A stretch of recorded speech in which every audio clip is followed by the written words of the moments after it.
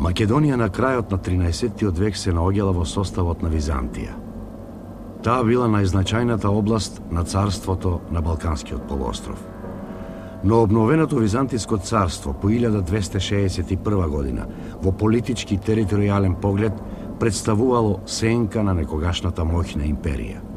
Обидите на реставраторот на Византија, царот Михаил VIII Палеолог, 1261-1282, да ја врати низината доминантна позиција на Балканот, завршувале со неуспех. Во историските текови на јужниот дел од Балканот, во овој временски период се појавил нов чинител. Српската средновековна држава доживувала евидентен перманентен подем. Тоа резултирало со промена на дотогашната дефанзивна политика на српските владетели во офанзивна, поттикната од интересите на српските феодалци за освојување на југ за сметка на Византија. Во вителот на овие српско-византиски конфликти се нашла Македонија.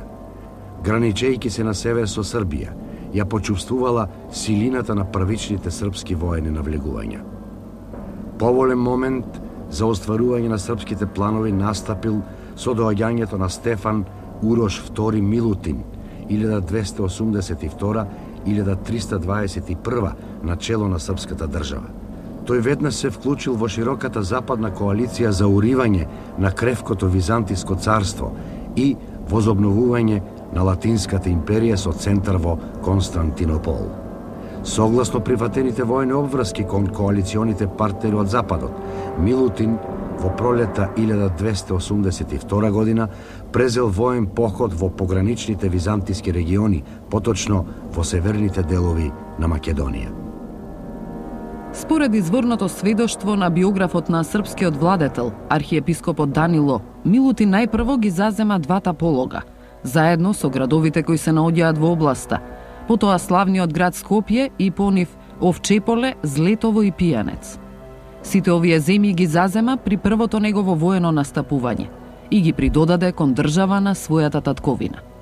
Осилени од победите против Византиската империја, доцна есента следната година србите, предводени од кралот Милутин и неговиот брат Драгутин, навлегле длабоко во внатрешноста на Македонија.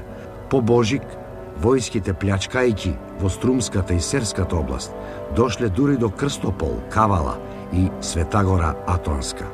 На тој начин, во почетокот на наредната 1284 година, војските на кралот Милутин и брат му Драгутин излегле на Егејското море, пошто, задоволни од собраниот плен, се вратиле во својата држава. Истата година Милутин со својата војска, без поголеми потешкотии, повторно продрел на територијата на Византиската империја во делот на западните предели на Македонија. Според записите на архиепископот Данило, Милутин ја зазел Дебарската земја со сите градови и нивните синори, исто така и земјата Кичевска со градовите и нивните области, како и поречката земја, исто така со градовите и нивните области. И немаше никој кој би му се спротиставил во тоа. Милутин сите овие земји и градови, погоре речени, сите ги приклучи кон државата своја. Но легализација на српската власт во овие области се случила дури во самиот крај на 13-тиот век. По неколкуте неуспешни воени обиди на византијците да го вратат загубеното, Византија се одлучила да започне преговори со Србија. Северна Македонија станала предмет на српско-византиски договор. Главниот византиски преговарач Теодор Метохит дури 5 пати одел во Србија, минувајќи низ македонските територии. Во почетокот на 1299 година се успеало да се изнајде решение со кое биле задоволени интересите на двете страни. Се потврдила надмоќта на Србија, но при тоа не се навредило достоинството на Византија. Неколку месеци подосна, кралот Милутин заминал во Солун на свечена средба со византискиот император Андрони II Палеолог 1282-1328. Имено, договорот бил подкрепен со династички брак меѓу српскиот крал Милутин, тогаш речи се на 50 годишна возраст, и малолетната ќерка на византискиот цар, принцезата Симонида, која тогаш имала 8 години. Склучувањето на бракот го извршил охридскиот архиепископ Макарии. Со договорот за мир и брак, Византија практично ја признала постоечката состојба и официјално се откажала од сите македонски градови и територии освоени од србите. Но, со компромисна клаузула, му се отстапувале на Милутин како мирас на неговата сопруга Симонида. Во така наречената сводна грамота на кралот Милутин за светогорскиот манастир Хилендар и пиргот Хрусија, настаната во почетокот на 14 век, се вели: со поддршка на мојот свети господин Симеон и Сава, ги заземав со меч Скопската земја, Овчеполската, Полошката и Дебарската, како и други земји. Потоа станав зет на благоверниот самодржец, царот грчки господин Андроник Палеолог, кој ми ја даде таа земја во Прикија. Со тоа, северно-македонските области станале составен дел на Србија во текот на наредните неколку децении. Чинот на формално правно отстапување на овие територии се почитувал дури и во Западна Европа. Еден анонимен извор со западно потекло од 1308 година, наречен Опис на Источна Европа, за тоа вели: голем дел од таа провинција или од тоа кралство држи кралот на Рашка или Србија, и тоа како мирас, затоа што му е сопруга керката на императорот, кој сега царува. Патем, информираноста, но и образованоста на овој западен анонимен автор била на мощне високо ниво. Тоа се согледува и од податоците кои ги дава за Македонија, но и за нејзиното славно античко минато, актуелно и во средновековниот период. Авторот, опишувајќи ја местоположбата на Тракија, вели: на запад се граничи со Македонија, која била татковина на Александар и во која е прочуениот град Филипи, до кој и до филипјаните апостолот го напишал своето послание. Но сега е речиси разурнат, а сепак и досега стои мермерната кошара за Букефал, конјот на споменатиот Александар. Од друга страна, српско-византискиот договор од 1299 година се потврдува и во еден билатерален српско-анжујски договор од 1308 година. Така, новиот латински претендент на византискиот престол, Карло Валоа, на Милутин му ги отстапува следниве територии. А ова се имињата на земјите за кои горе споменавме. Земјата од меѓата на тврдината наречена Прилеп, до меѓата на тврдината наречена Просек, и земјата Овчеполе, до меѓите на тврдината наречена Штип, и земјата Дебер, до реката наречена Маат. Српската власт во новоосвоените македонски области обемно се подпирала врз црквата. Црковните прилики во Македонија во овој период се рефлексија на политиката на српските владетели кон новоосвоените територии Охридската и Печската, а во тој контекст и односот меѓу Охридската и Печската архиепископија. Територијата на Македонија до српското освојување се наоѓала под јурисдикција на Охридската архиепископија. По легалното вклучување на северните делови од Македонија во рамките на српската држава се отворило прашањето за нивна припадност кон Печската архиепископија. Но првите 3,5 децении на српската власт во Македонија не резултирале со промени во црковната јурисдикција. Територијалното проширување на српската држава не значело и автоматско духовно проширување на Печската архиепископија.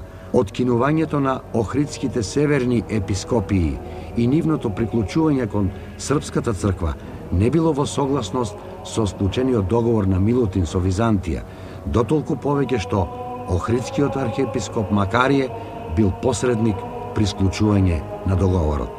Црквата во Македонија во првите години на српската власт била ползувана од Милутин за остварување на своите политички цели. Таа представувала силна потпора на српската власт во новоосвоените македонски области. Поради тоа, Милутин се покажал како мощне дарежлив владетел и грижлив христијанин кој од современиците е окарактеризиран како ктитор и помагач во обновата и фреско живописувањето на 40 цркви и манастири. Голем број од нив се токму во Македонија. Милутин не изградил ниту една нова црква или манастир на тлото на Македонија. Тој едноставно реставрирал разурнати, опустошени и запоставени црковни објекти и на тој начин го преземал ктиторството врз себе. Неговата активност на тоа поле се бележи во повеќе освоени македонски области. Во Скопје, Свети Георги Горк, Богородица Троеручица. И Скопско, Свети Никита во Бањани и Света Тројца во Чучер. Во Кумановско, Свети Ѓорѓи во Старо Нагоричане. Во Полог, Гостиварскиот манастир. Кичево, Свети Ѓорѓи. Овчеполе, Свети Никола под градот Кожле. Па дури и во Кривопаланечко, Јоаким Осоговски. Покрај тоа Милутин дарувал цркви во Македонија кои се наоѓале надвор од неговата држава, односно тогаш во Византија. Такви се црквите во Солун, крај Прилеп, на Света Гора. Големото Милутиново политичко присуство во Македонија за последица имало пренесување на престолнината во Скопје веднаш по склучувањето на договорот со Византија. Тогаш го обновил познатиот скопски манастир Свети Георги Горк и му додарил бројни привилегии, опремувајќи го со целосен имунитет, односно внатрешна автономија. Во повелбата која Милутин ја издал за Свети Георги Горк во 6808 година, според денешното сметање на времето одговара на периодот од 1 септември 1299 до 31 август 1300 година. За манастирот е запишано следново. Светиот и великомаченик Христов Ѓорѓија, кај градот Скопје на Серава, наридот наречен Виргин, од пред многу години е запустен и разорен до темел. И моето кралство, на мало собрание, вети да го подигне и изгради храмот од темел. Голем и самовластен и самоосуден го направив. Челните луѓе на манастирот, кој располагал со бројни црковни имоти, распоредени речиси по сите освоени територии, биле поставени од српскиот крал. На тој начин, ситуацијата во Македонија била одблизу контролирана од Милутин. Третата деценија на 14-тиот век Македонија ја дочекала и натаму поделена меѓу Србија и Византија. Основните контури на српската владетелска политика во Македонија на новиот српски владетел Стефан Дечански 1321-1331 се состоеле во продолжување на освојувањата кон југ во Повардарието. Освен во воената, кралот Дечански ја продолжил и Милутиновата црковна политика во Македонија. Ги потврдувал Милутиновите дарови на црквите, но дарувал и нови. На тој начин се задржувало, но и се засилувало српското духовно влијание во Македонија. Кон крајот на владењето на Стефан Дечански се случило српско заземање на средното Повардарие. Претходно, Дечански отворено се вмешал во византиската граѓанска војна на страната на актуелниот цар Андроник II, кој излегол поразен од претендентот на византискиот царски престол, неговиот внук Андроник III, 1328-1341 година. Така, веќе во 1330 година, војските на новиот цар во сојуз со бугарскиот цар Михаил Шишман нападнале на Србија. Но, во решавачката битка водена меѓу српско-бугарските војски, кај Велбушт, денешен Кјустендил, Србија излегла како победник, пошто византијците се повлекле, а србите се прошириле за сметка на македонските византиски градови на Среден Вардар. Продолжувачот на житијеписното дело на српскиот архиепископ Данило ситуацијата ја опишал на следниот начин. Кралот повторно собра војска и тргна на царот во државата на грчката земја. На господинот крал многу земји од грчката држава му се предале, и тој ги зазел нивните градови чии имиња се град Славен Велес, град Просек, град Штип, град Чрешче, град Добрун. Македонија се соочила со нови српски освојувања во време на новиот српски крал Стефан Душан. Неговото владење е во годините 1331-1355 година. Но за разлика од неговите претходници, татко му Стефан Дечански и неговиот дедо Милутин, освојувањата српски во Македонија биле со сосема друга природа и цел. Имено, Стефан Душан се носел со идејата за уривање на византиското царство и востанување на едно ново царство во кое што тој ќе има лично лидерската улога. Поаѓајќи од ваквите негови разлики, уште веднаш во првите години од доаѓањето на власт отпочнал со освојување на Македонија. При тоа, ги освоил тешко освоивите градови Охрид, Прилеп и Струмица. Веднаш потоа неговата супериорност била потврдена со договорот кој што го склучил со византискиот император, најпрво близу Солун во 1334 година, а потоа 2 години подоцна и во Радовиш. Но не се сопрел тука. Новите српски освојувања на Македонија се случиле во почетокот на 40-тите години, кога во Византија имало граѓанска војна. При тоа, Стефан Душан во 2 наврати ги освоил најпрво југозападните македонски градови Воден, Костур и Лерин, а потоа до септември 1345 година цела југоисточна Македонија, вклучително и градот Сер, каде што триумфално се прогласил за цар. Неговото кронисување за цар ќе биде нешто подоцна во Скопје.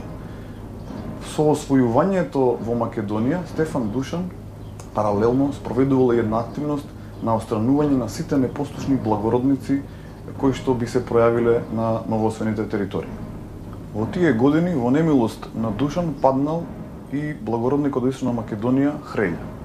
Првите вести изворни за него се од 1328 година, кога во Византија се случувала внатрешна граѓанска војна помеѓу актуелниот император Андроник II и неговиот внук Андроник III. Хрелја бил во служба на српскиот владетел Стефан Дечански, кој што имал за задача со 12 одреди, наречени тагми, да ја испита силината на војските на претендентот на Андроник III. Неговиот углед и реноме бил респектибилен од двете страни. При тоа современите извори Јован Кантакузин забележал за него дека Хрелја по јунаштво и по војно искуство бил прв меѓу благородниците. А додека исто така еден друг современик, Грегора, забележал дека Хрелја е најугледниот меѓу благородниците кај српскиот владетел.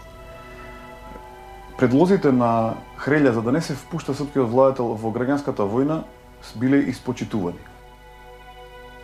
Владенијата на Хрелја во почетните години на Стефан Душан се простирале во Штип и неговата околина. Меѓутоа, заради неговата лојалност кон српскиот владетел, тој добил и соседни територии, како што се вклучително градовите Струмица и уште еден град на планината Рила, Стоп. На тој начин Хрелја управувал со мощна значајна територија која се наоѓала во граничниот појас помеѓу кон Бугарија и кон Византија. Располагајќи со вака голема и значајна територија, Хрелја значително и економски зајакнал. Тоа му дало возможност да се појави како ктитор на одредени црковни објекти, како што е црквата Свети Јован Рилски, каде што освен реновирањето на црквата изградил и кула која што и до ден денешен е наречена Хрелјина кула.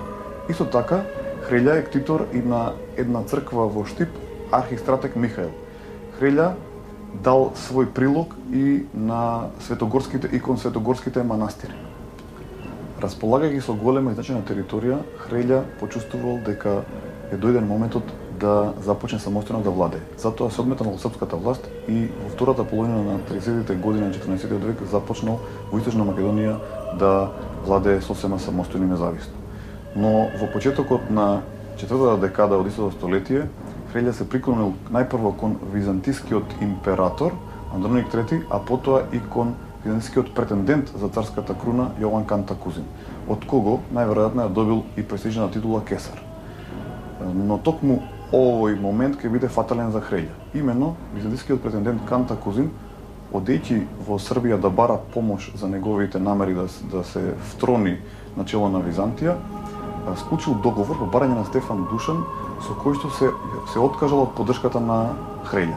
Дознавајќи за тоа, Хрелја побарал прошка од Душан, при што му го понудил и силниот македонски град Мелник, но веќе било предоцна. Стефан Душан веќе готвил план за заземање на неговата територија. Во меѓувреме, Хрелја на 27 декември 1342 година веќе како монах Харитон се упокоил. На тој начин, уште во текот на почетните месеци на следната 43 година, српските војски се упатиле и ги заземале сите Хрелјини територии, пошто најголем дел од нив му ги дале на управување на еден друг лојален благородник кон српскиот владетел Јован Оливер. Јован Оливер бил еден од највидните феодалци во Македонија во периодот на српското владење.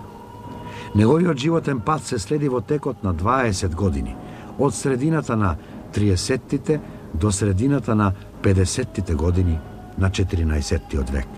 Јован Оливер, уште од почетните вести за него, е засведочен како значаен и моќен благородник, чија територија најпрво се протегала врз Овчеполе, Злетово и Корчани.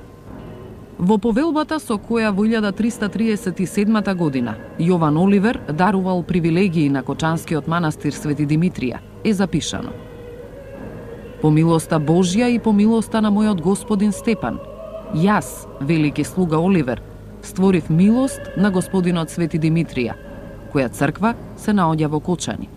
Станувајќи еден од Душановите најдобри луѓе, како сопруг на неговата макија, Јован Оливер ги проширил своите територии на просторот меѓу реките Пчиња, Вардар, Брегалница и Осоговските планини, а по смртта на Хрелја добил и дел од неговите земји. Овој благородник од североисточна Македонија вртоглаво напредувал во својата политичка кариера.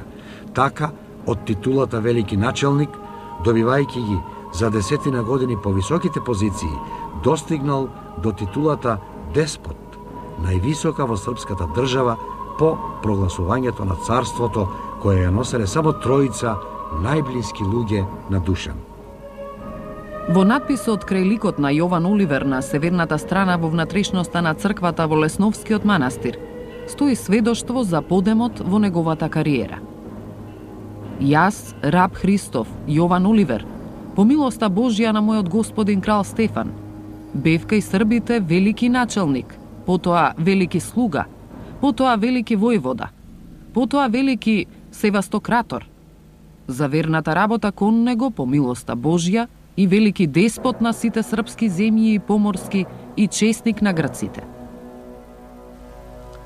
Управувајќи со голема територија, Јован Оливер бил крупен феодалец од Македонија, кој располагал со собствен двор, подчинети феодалци и бројно зависно население, а ковел и своји монети. Бил близок соработник на српскиот владетел, кого го придружувал во воените, но и во дипломатските збиднувања. Се рангирал веднаш за Душан и како таков учествувал на состаноците во 30-тите години, 1334-1336 со византискиот цар Андроник III. Токму од тие средби ќе произлезе и познанството со Јован Кантакузин. Нему Јован Оливер му го понудил своето гостопримство во почетокот на 40-тите години, 1342, кога Кантакузин минал низ повардаријето кон Косово да бара Душанова заштита. Со високото реноме на Јован Оливер несомнено бил запознаен Кантакузин, кој се согласил на таа средба дури да се разговара за склучување брак помеѓу Оливеровата ќерка и Кантакузиновиот син. Кантакузин имал прилика лично да се увери со позицијата на Јован Оливер во српската држава за време на преговорите кои потоа ги водел со Душан. Имено, српскиот крал за своите постапки побарал да се договори со својот совет, составен од 24 највидни благородници во државата, на чие чело стоел токму Јован Оливер, кој, според зборовите на самиот Кантакузин, бил најмоќен меѓу останатите благородници. За позицијата и угледот на крупниот феодалец од североисточните делови на Македонија се знаело и надвор од Балканскиот полуостров. Во едно од писмата кои папата Инокентије VI на Божик 1354 година ги упатил до Душан и неговите највидни благородници, се спомнува деспотот Јован Оливер. Потоа се губат вестите за деспотот. Неговата судбина некои ја поврзуваат со замонашување и духовен живот како великосхимник Јован Каливит. Овој виден благородник од североисточна Македонија бил поддржувач на локалната книжнина, уметност, црковни култови. Ги поттикнувал своите подчинети благородници на слични богоугодни дела, какво што било градењето и живописувањето на Штипската црква Јован Крстител со средства од Иванко Пробиштитовиќ. Самиот богато ги дарувал црквите и манастирите, а и целосно ги градел. Ктитор е на црквата Свети Никола поп Сифиева во Штип, а заедно со своето семејство бил ктитор и на угледниот Лесновски манастир посветен на Гаврил Лесновски. Во ктиторскиот надпис од 6849 лето одговара на периодот од 1.9.1340 до 31.8.1341 година. Врежан на надвратникот на западниот портал, на наосот на Лесновскиот манастир, стои: се создаде овој светол и честит храм во дните на Стефан Крал, со труд и давање на работ Божје Јован, велики војвода Оливер, и неговата придружничка раба Божја Ана Марија и возлюбениот негов син Крајко. Токму црквата во Македонија била активно вклучена во остварувањето на Душановите планови за формирање царство кое ќе ја замени ослабената Византија. За таа цел, слично како и неговите претходници, Душан започнал со потврдување на постоечките и обемно дарување нови имоти на македонските манастири. Но, благонаклоноста на српскиот владетел кон Трескавичкиот и Тетовскиот манастир траела се додека тој имал потреба од нивна поддршка за остварување на својата завојувачка политика. Така, исто како што Милутин го искористил Скопскиот манастир за остварување на своите цели, Стефан Душан се подпирал на Тетовскиот и Трескавечкиот манастир се до неговото прогласување за цар. Сосема набрго по овој чин, Душан видно го променил својот однос кон манастирите во Македонија и се свртел кон Призренскиот манастир Свети Архангели, како и српскиот манастир на Светагора Хилендар, кому му доделил бројни имоти во Македонија, но и цели манастирски комплекси. Со тоа, овие македонски манастири ја загубиле својата моќ, влијание и значење, а Тетовскиот манастир дури и својата самостојност. Во меѓувреме Душан бескрупулозно се ползувал со македонските манастири. Неговото засилено присуство во Македонија, отворено подкрепено со инсайдерска поддршка од влијателните Трескавечки и Тетовски манастири, довело до тоа Стефан Душан веќе во почетокот на 40-тите години на 14-тиот век јавно да се дрзне некои македонски области да ги смета за српски земји. Таков бил македонскиот полог. Него го сместил во рамките на српските земји при внатрешната управна поделба на српската држава меѓу Стефан Душан и неговиот престолонаследник, синот Урош Петти. Новата управна поделба на српската држава на два дела Душан јавно ја промовирал во Хтетовската грамота од 1343 година, давајќи му при тоа бројни привилегии на Хтетовскиот манастир, во која стои: таму и јас грешен и недостоен да се наречам раб Степан, по милоста Божја крал, со возлюбениот ми син, младиот крал Урош, и самодржец на сите српски и поморски земји, ја предавам во областа на кралството земјата Полошка. Вбројувањето на полог во српски земји е санкционирано и во така наречената Општа хилендарска грамота, издадена од Душан при неговата посета на Светагора во 1348 година. Во грамотата за имотите во сопственост на Хилендар е запишано: сето го озаконивме и ги испишавме имињата на сите метоси кои се во Србија и во Романија, се мисли на Византија. Села по земјата српска, следат имиња на бројни села. Во полозите црквата на мајката Божја Хтетовска со селата, следат имињата на селата во полог. И земјата Грчка и сите села со нивните меѓи имоти. Црквата Света Петка во Тморане, Скопско, со селото, меѓите и сите имоти. Потоа следат и други села во Македонија.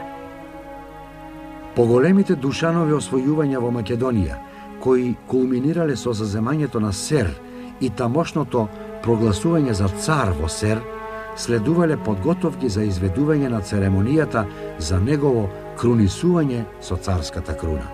Македонија била центарот и на овие негови активности. Самиот чин на крунисување торжествено се извршил во градот Скопје на Великден, 16 април 1346 година. На тлото на Македонија се наоѓа единствениот епиграфски споменик, пронајден досега, кој сведочи за вцарувањето на Стефан Душан во Скопје. Во црквата Свети Атанасиј Александревски, крај манастирот Лешок во Полог, постои надпис од 1347-48 година, кој е врежан на саркофагот во кој бил погребан ктиторот на црквата еромонахот Антониј. На работ од десната страна на мермерниот поклопец на овој саркофаг, меѓу запишаното, стои и следново. Душан го повика патриархот бугарски и архиепископот српски Јоаники и свика собор во Скопје и го благословија негово царски чин и беше првопрестолен цар на српската земја и на грчката и на поморската. Стефан Душан се прогласил за цар на сите земји, но и на сите народи со кои владеел, со јасна одредба во неговата интитулација за претензии кон Византија. Со тоа, неговото царство немало еднонародносен карактер, туку ги одразувало сите народи во него. Етничкиот состав на населението во пространното Душаново царство е видно одразен во законикот на Душан. Македонија повторно била во центарот и на овие Душанови дејанија. Законикот е издаден на Државниот собор, одржан во Скопје во 1349 година, а бил надополнет 5 години подоцна во Сер. При тоа Душан не пропуштал да се гордее со тоа дека бил цар во Македонија. Во загребскиот препис на законикот Стефан Душан е забележан како благоверен и христољубив македонски цар Стефан. Во еден запис во ракопис на Чешката библиотека во Прага, титулата на Стефан Душан гласи: Благочестив и христољубив македонски цар Стефан, српски, бугарски, унгарски, далматински, арбанашки, угровлашки и на многу други предели и земји. Царот Стефан Душан посредно бил поврзан со македонските царски традиции од раното средновековие. Неговата сопруга Елена влечела тенка, но здрава нишка од царската лоза на Самуиловиот внук од брат Јован Владислав. Со тоа и нивниот син, престолонаследникот Урош, генеалошки бил поврзан со македонските цареви. Родословното стебло на царицата Елена е живописано во црквата Света Богородица во Матејче. Црквата била довршена во 1355-1360 година. Под ктиторството на царицата Елена и незиниот единствен син од бракот со Душан, царот Урош Петти, 1355-1371 година.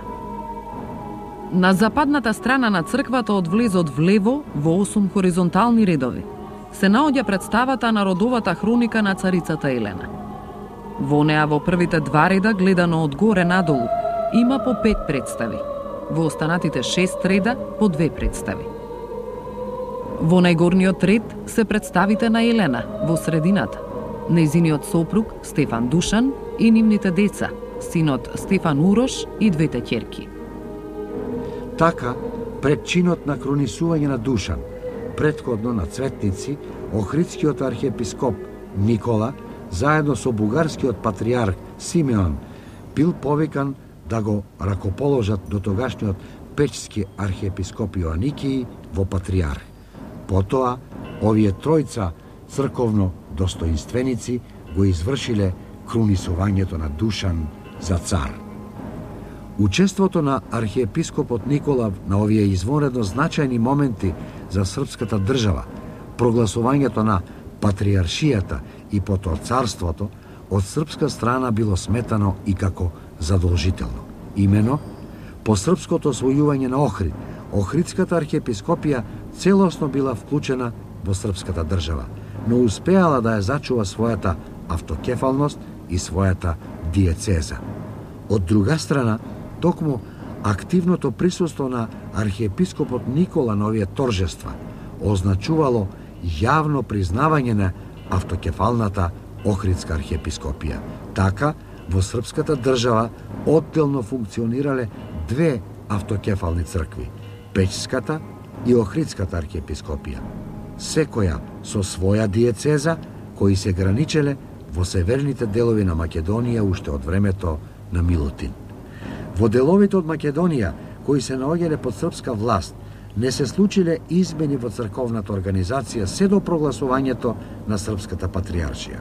Меѓутоа, веднаш потоа, заради воспоставувањето на источно православниот митрополитски систем, се извршиле внатрешни реформи во Српската црква.